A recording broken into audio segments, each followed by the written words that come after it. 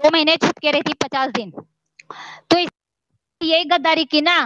पहले तो इसने नेपाल में अपना फोन तोड़ा था, सिम तोड़ी थी, ठीक है, और फिर जी जी इसने क्यों बिल्कुल। सिम तोड़ी, ये भी एक बात है हमारी एजेंसी के लिए। और दूसरी चीज, इसने आते ही ये हमारी एजेंसी को बताया नहीं कि मैं 50 दिन बाद हमारे वकील ने बताया कि ये औरत पाकिस्तान से आई है। 50 दिन से तो सचिन ने भी धोखा किया हमारे देश के साथ, सचिन के पिताजी ने भी धोखा किया हमारे देश के साथ, सचिन के जितने भी घर वाले सब ने हमारे देश के साथ धोखा ही किया ना।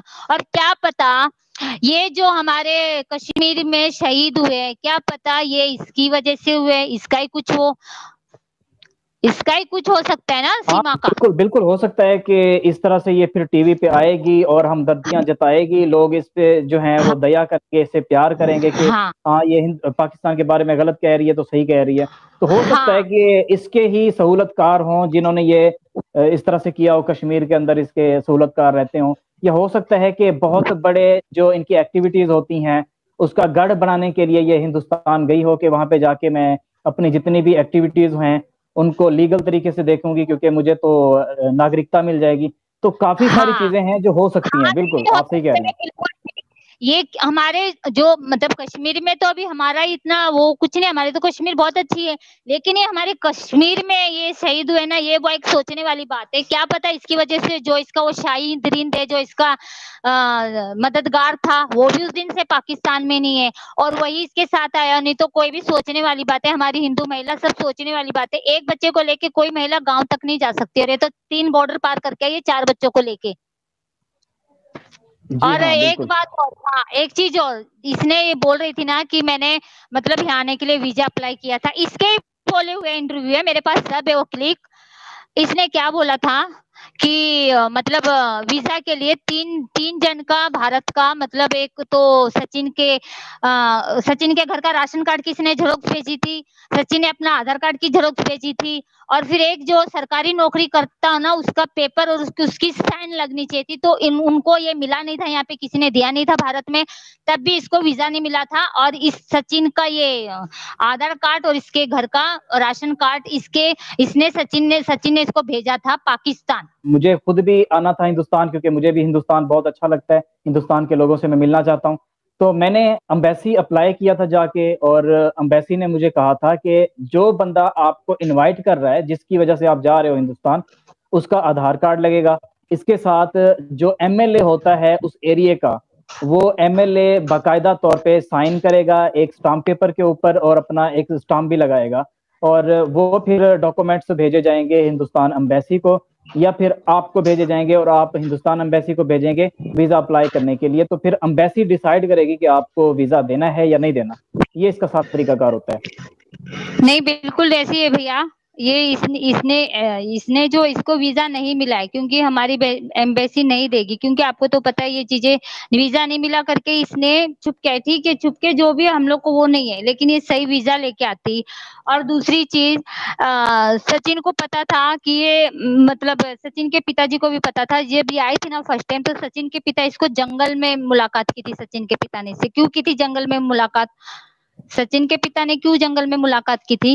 और दूसरी चीज, इन्होंने रूम भाड़े से क्यों लिया, रघुपुरा घर में क्यों नहीं रखा।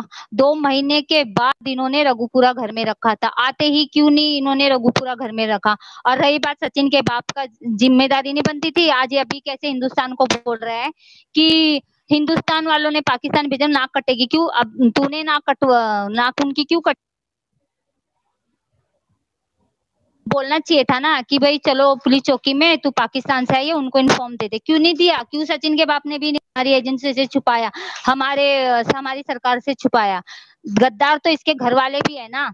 और मैं तो यही बोलते अपने देश की भाई बहन को, ये लोग गद्दार है अपने देश में। कभी आज ये बोलते हैं भाभी भाभी, क्यों पाकिस्तान की भाभी नहीं थी ये, क्या भारत की भाभी बनने आई है क्या, पाकिस्तान में भाभी नहीं थी।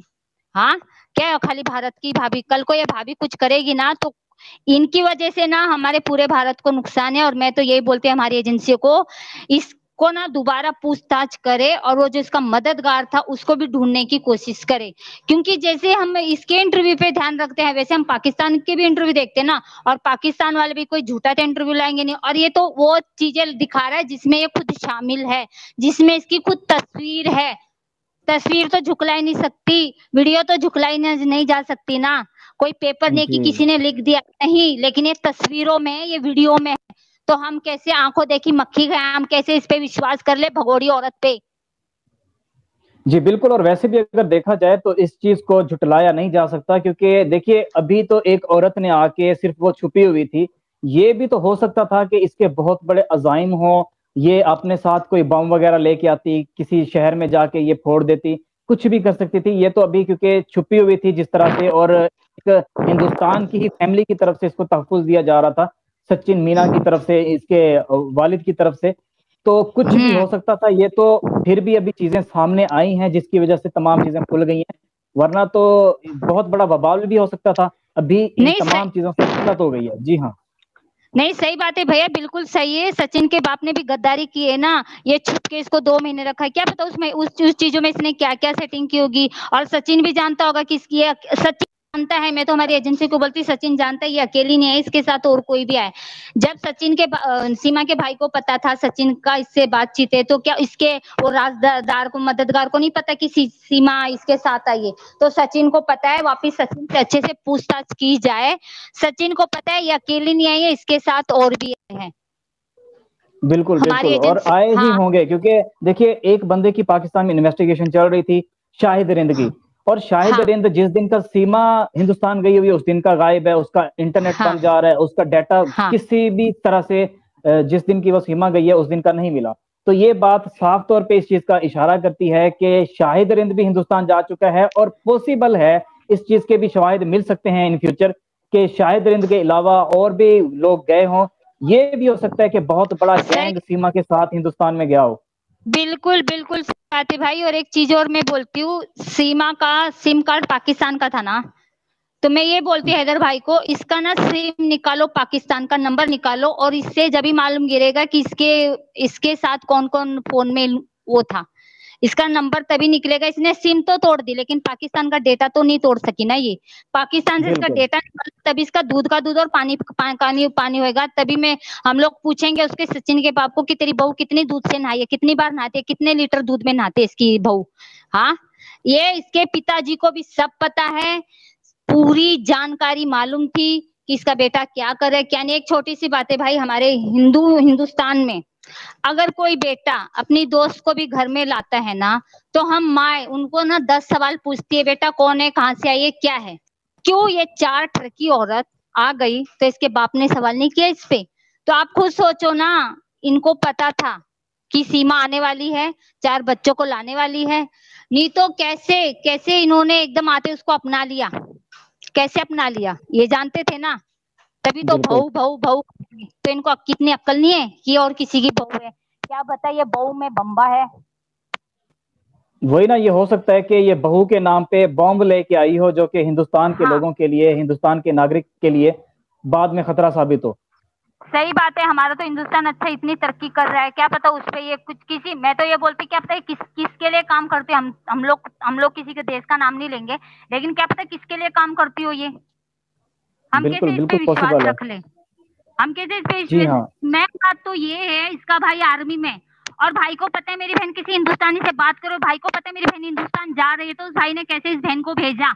मेरी तो ये, हम लोग की तो समझ में ये नहीं आता, इसका भाई आर्मी में रह के उसने कैसे हिंदुस्तान, क्या पता इसका भाई भी पाकिस्तान में रह के पाकिस्तान को धोखा दे के किसी और चीज के लिए काम करता हो, कि तू जा बहन, हिंदुस्तान में कितना क्या होता है सब मेरे को इन्फॉर्म देना, सब मेरे को करना। नहीं तो इसके भाई ने कैसे, इसको 4 दिन हुए थे भारत में आके, खुद के इसके जी इंटरव्यू में उसने बोला है, इसकी 4 दिन हुए थे मुझे आके, तो मेरे भाई ने और मेरी बहन ने सचिन के पुराने फोन पे फोन किया था कि सीमा वहां पे आई है।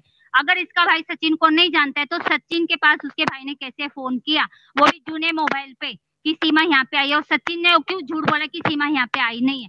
तो उसका भाई जानता था ना सीमा का और सचिन का अफेयर है करके, तो उसने हैदर को क्यों नहीं बताया कि हैदर वो तो भारत चली गई है, क्यों नहीं बताया हैदर को? 2 महीने बाद क्यों उसको धोखे में रखा हैदर को? और ये भगोड़ी क्या बोलती है कि 2 महीने तक हैदर कहाँ था, उसने हमारी जान पड़ताल क्यों ना की? भगोड़ी, तूने नेपाल में सिम तोड़ा था, फोन तोड़ा था, तो वो इंसान तेरे को कैसे बात करेगा, कैसे पूछेगा जब सिम ही टूट जाएगी? एक छोटी सी बात है भाई, अपने ही फोन में कुछ मिस्टेक हो जाती है, कोई सिम का इश्यू हो जाता है, तो अपने ही रिश्तेदार, अपने ही चाहने वाले, अपने कोई भी भाई बहन अपने अपने को कैसे कांटेक्ट करेंगे, बताओ आप। हाँ, ये तो पॉसिबल नहीं है ना कि एक बंदे का नंबर ही नहीं है आपके पास। जो टेक्नोलॉजी चल रही है उसके मुताबिक यही है कि आप फोन के जरिए किसी को फोन कर सकते हो, और वो भी नंबर होना लाजमी है। एक औरत ने जाके सिम तोड़ दी, सबसे पहला सवाल यहाँ पे पैदा ये होता है कि सिम तोड़ी गई, इसमें कोई ना कोई राज छुपा हुआ हो सकता है, कोई सबूत मिल जाने पे जिसकी वजह से तोड़ी गई। इसके अलावा व्हाट्सएप, जो पाकिस्तानी व्हाट्सएप था उसको डिलीट कर दिया गया अपने फोन से, चैट्स भी डिलीट कर दी गई।